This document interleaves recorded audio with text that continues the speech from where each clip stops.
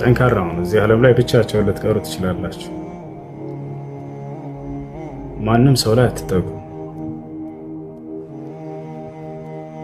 እዚህ ዓለም ለምንድን ነው የመጣሁት የሚለውን አስቡ። እዚች ዓለም ላይ ብዙ እንደማትቆዩ አስቡ። ቀናቶች በነጎዱ ቁጥር ወደ ሞት እየቀረባቸው ነው። ሞት ወደ እናንተ እየቀረበ ነው። መቼ እንደምትሞቱም አታውቁ። እድለኛ ሰው ብሎ ማለት አምላኩ አላህ ለፈጠረበት ዓላማ የኖረ ሰው ነው። እርሱ ምንድን ነው? በእርሱ አምነህ እርሱን መገዛት ነው። በቃ ወማ ኸለቅቱል ጅነ ወልኢንሰ ኢላ ሊያዕቡዱን አለ አላህ ሲናገር። ሰውንም ሆነ ጅኖችን አልፈጠርኳቸውም እኔም በብቸኝነት እንዲገዙኝ ይቻላል። አደራ ሳታምኑ በፊት ሞት እንዳይመጣባችሁ። አላህ በቁርአን ላይ ወላ ተሙቱነ ኢላ ወአንቱም ሙስሊሙን ይላል። ለሰዎች በጣም ስለሚያዝንላቸው ምን አለ? አደራ ሙስሊሞች ናችሁ እንጂ እንዳትሞቱ አለ። ሙስሊም ሳትሆኑ ከመጣችሁ በቃ ከስራችኋል።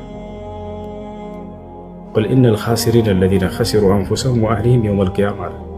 ሰዎች ሆይ